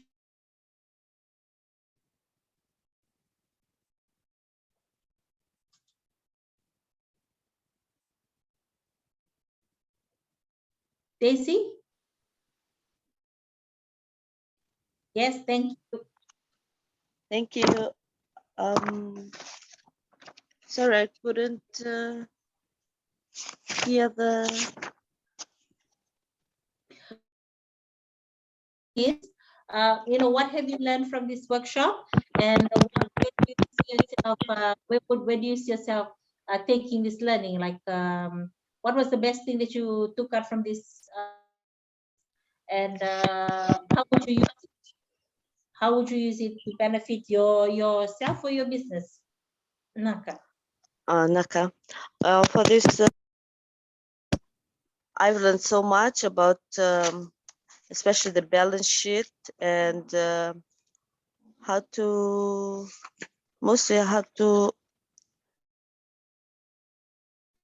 operate my business. And just yesterday, about my notebook, I started writing down all my incomes and expenses, money I spent again. But then, yes, I'm very happy that I took up this training session. Broadened my knowledge more about how to operate the business, money flowing, and how I control it. And yes, I'm hoping. No, I know that I'll, starting from now, probably next month, I'll get a huge profit. Never know. Thank you very much, Naka. Thank you, Daisy. That's a very good thing you've done for yourself. Like, you bought your book, you've started on your expense. You have to start somewhere, and well done. Yes. Thank you, Daisy. We'll ask Tom. Tom, can you share? Please share. Yeah, Naka. Okay, first of all, I would like to take this time to thank Ignite Fiji, Mr. Mervyn, for this opportunity, and thank you, Miss Mary Angela, for taking time out, you know, to deliver this course for us for the last 3 days. It has been very empowering, especially for me in the small business that I'm sort of involved in. I like to see myself as the financial element in the business. So for me, this last 3 days has been really empowering. Yeah? As I said, from the first day, the first steps, like how to plan and how to set up goals. Yeah? The short-term goals, the medium. Yeah? And it's really useful for the business. Yeah? And And I must say the things that were covered the last 3 days is quite relevant for a small scale business like ours, family size business, I must say. Yeah, yeah, it has been really good. And the last 2 days as well, the learning again statement today. This is something I really love doing, especially after doing accounting in school, and it's sort of taken me back to when I was in Form 3. Yeah, some really good memories there too. So thank you. And yeah, like I said, like the two ladies before me, they've shared how this really helped them. It's the same story for me. So I hope I hope from here on to like really do a bit more reporting, a bit more planning, like long-term planning. And like, as shared in the handbook, sometimes just to start, like we're thinking, like thinking complicated, yeah, but you've really reminded us today the start can be like really small and just to be simple. Yeah. Yeah. Yeah. Nah. And then one thing I also wanted to share, like sometimes when we make a loss, say when you drop, for me personally, from experience, like you seem to be encouraged, like discouraged. Yeah, you feel there's a feeling of discouragement. Yeah, but just continue on and try and. I think that's why it's important to draw up this the income statement, especially. Yeah, and just to Yeah. see areas where you can cut costs and revenue. Yeah. So Yes. sorry, Yes. yeah, I've been taking a bit too long here. So thank you so much. Yeah. Thank you for sharing, Tom. Wonderful. Naka, we can ask Sherry. Sherry, please, can you share? Hi, Mary Angela. Thanks again for hosting this microfinance training, financial first steps. I think Tom has sort of all the points and the learnings that we've taken from this course. Just to add on, I hope, not I hope, but I will, of all of the points that we've discussed, instead of it, to incorporate this into my life as habits, to form these good habits. So moving forward, yeah. So Thank that's you. taking into account all your expenses for the day, whatever you've spent, your income, and just always have an overview of where your money is going. Okay. Naka. All right. That's from Sherry. So Sue wrote, learn is to be honest to myself and always record every cent I use. We nakavakalevu from your sour with love. We nakavalevu Sue for that feedback. We appreciate the effort. As I was continuing the learning, Sue kept asking to be admitted into the room. So I just kept on admitting her, regardless of what she was going through from her end. We thank you so much, Sue, for keeping in tune. And we hope that you enjoy the material that you receive, because everything we covered is in that material. Okay. Now we'll ask Rudolph. Would you like to share your experience or your testimony of just share with us what you'd like to, achieve with your journey now after these 3 days.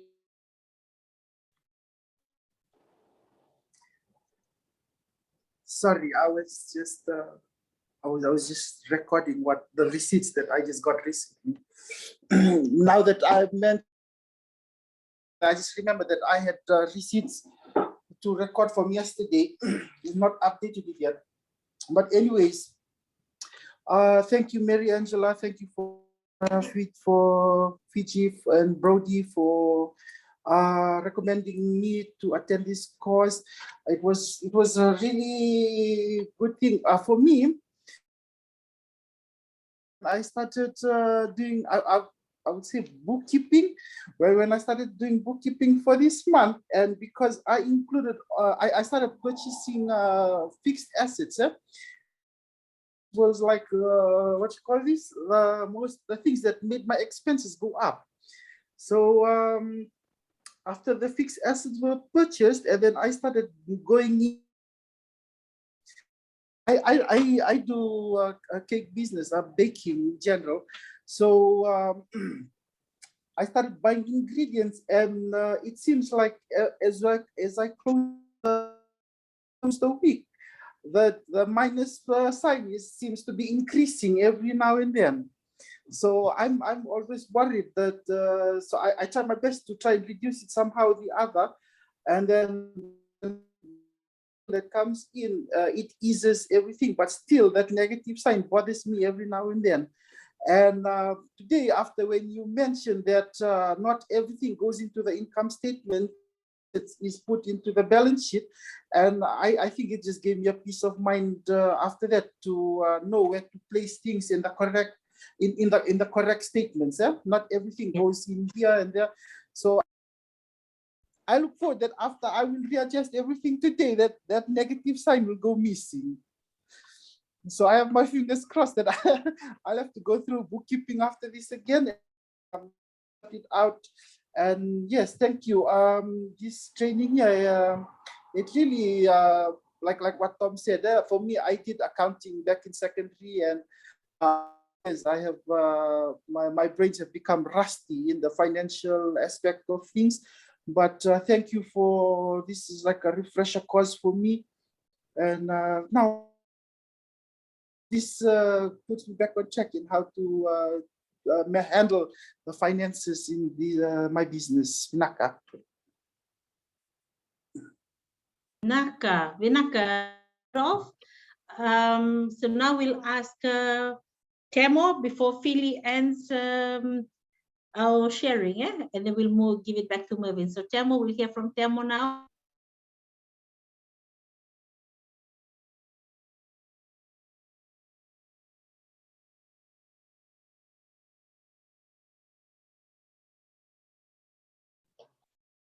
Temo, you with us?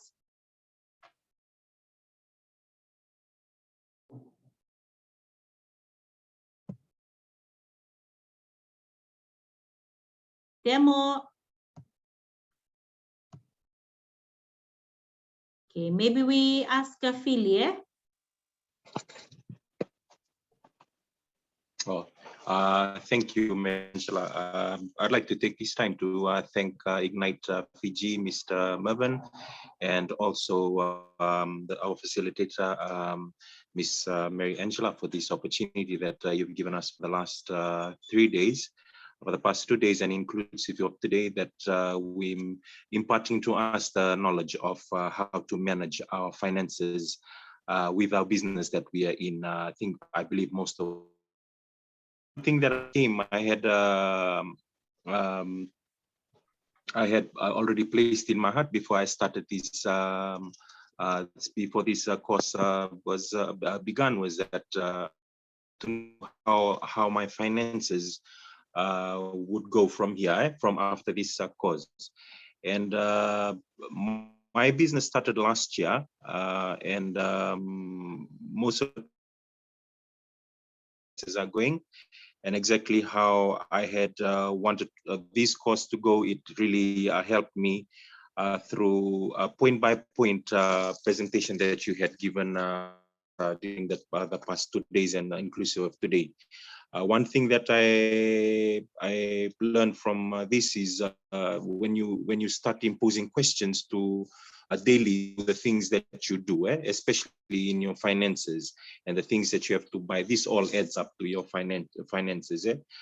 Making sound decisions with my finance, and also goals that you had taught us from the beginning of this course.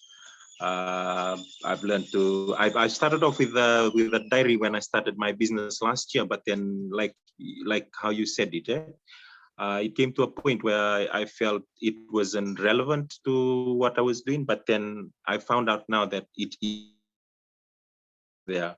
Learn to budget more, and to actually have a business running, and or actually to start a business is actually your own to actually target the places that we know that we will generate income. I've learned a lot, and I thank you for imparting the knowledge to us during these past few days. With that being said, big binakabakalebu to everyone else that had joined in, and also again to Westpac, Mary Angela, and to Ignite Fiji for allowing us to be part of this this workshop. Binakabalebu. Temo, are you able to hear us?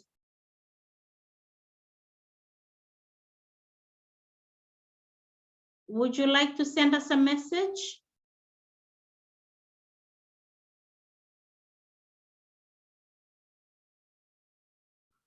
Oh, thank you. Yes. So you prefer to send us a message, eh?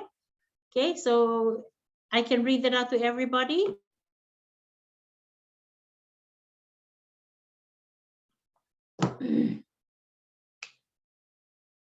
Okay, so thank you so much, everyone. I'll hand this time over to Mervin.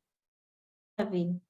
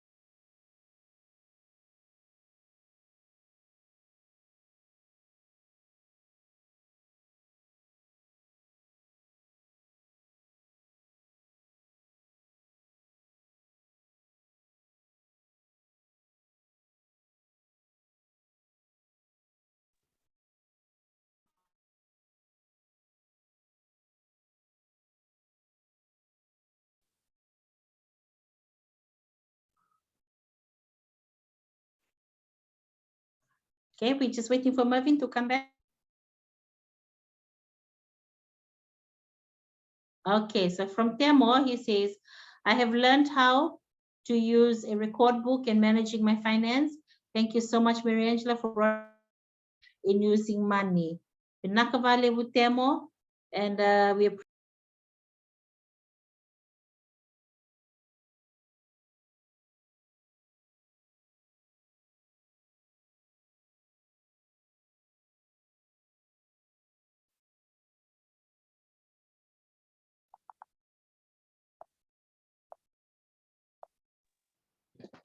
So I just quickly share something else while we're waiting for Mr. Mervin. Sure, Philly, go ahead. Sorry, is Tom that here. Tom? Yeah. Tom. Yeah. No. Something that's stuck with, you know, what you had. Well, after Temo's sharing about how many packets a day and calculation, 5 years, 30,000. That stuck with me, and I was like, wow. You know, like the habits, like if we just channel it into a money making Temo's life. Sorry, I'm using your experience here. Yeah, but for me it stuck with me, and I was like, I was telling my friends, wow, look at this. So I sharing the experience, and I was like, man, 30,000 in 5 years, you know, that's a lot of money. Yeah. But yeah, thank you for highlighting that. And sorry, once again, sorry for. No problem. I'm sure Temo appreciates that it has opened your eyes. A lot of, some of our habits, our lifestyle. The only reason why I did that activity, and I use it all the time in every session that I conduct, because it's reality, and I just pick from the participant like a regular spending that they that they always have, that they know they can go without, but they enjoy it. And small scale, they're small scale spending, but if you continue with the habit, you don't realize how much can add up to. And that's why I always touch the lifestyle, because those are areas that where we can change. I mean, all have a lifestyle. When I first started in the bank, when you're earning your own pay and you're single and you don't have that kind of commitment like the ones we have now. We just all we can think about is payday and one day reach. We just want to spend and enjoy. Now we only wish we can go back and change time with what we learned along the way, and what we know. And and I always believe that our behavior, our children, they mimic us. They're the best mimic of our behavior. If you throw out that behavior, unnecessary spending, and just enjoying your little small scale spending all the time, come a time when they do it, they just mimicking our behavior. If we conduct ourselves in a manner where it can help them learn from a young age, they can pick it up and they can continue with it, and it's and it will benefit them. But like I usually I believe that our children are the best mimic of our behavior, and what we put out is what they will understand. And I just believe that it's one step at a time, and it's entirely up to you. The ball is in your court. You now make the decision. We can have this session 1 time, 10 times, 100 times. At the end of the day, you have to make that bold decision to make the change. I mean, we can do so much we can do. And the change will really happen when it actually starts with us. So anyway, thank you so much for this session, and I believe that's the end of our 3 days. Temo is saying I love spending, but after this workshop, now I get to realize the amount of money I waste due to feelings. Yes, we've all been down that road. Later on, we've had to make a tough decision, to say no. It hasn't come easy, but the relief is there when you finally do, say it, and you understand and you realize that you can say no. You can make the change. It's entirely up to you. Okay. We all come from a culture that expects us to fulfill certain obligations. But we believe times are changing, and it's due time too that we change some things that we do in our culture. If I was to pick up, I just lost my mom.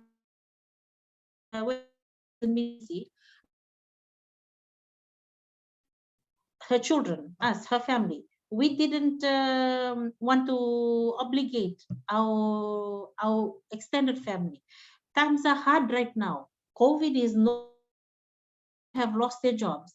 And what we did is we did not have the usual cultural protocol like Rigureo and all of that. And we knew that we were prepared. We were prepared that should anything happen to our mom, we were going to handle all the financial part of it, and it wouldn't be any problem. And we were happy that we were able to, do these little changes so that it can, and people were able to come, pay their respect, visit the family, and don't have to feel pressured that they have to bring one whole mangiti or bring one whole set of mats. We were able to do that, and we were able to give our mom a good send-off, and one that she is respected and well-deserved. And that's how we can do it. We have to start changing this. Gone are the days where we have to go and farm. Our ancestors, they had all of that. They had the mangiti, they had all these things, they had the skill to do the mat and weave. We don't have that today, so we have to do the needful and change some things so that it can help us to financially cope. So what do you think, everyone? These things have to change now, and we have to manage it. Absolutely. Yep. Yes, so anyway, with that, thank you, and I hope that you will be looking forward to your certificates, and you all have a lovely day. It's fine. Everybody needs a break. Vinaka. Yeah, Vinaka. All have a lovely day. Take care. Goodbye. Likewise. Mother. Right, Naka. Naka. Lome burning di man. sunny side of west. And let's Daisy, Inaka. Naka. Bye. Okay. Bye.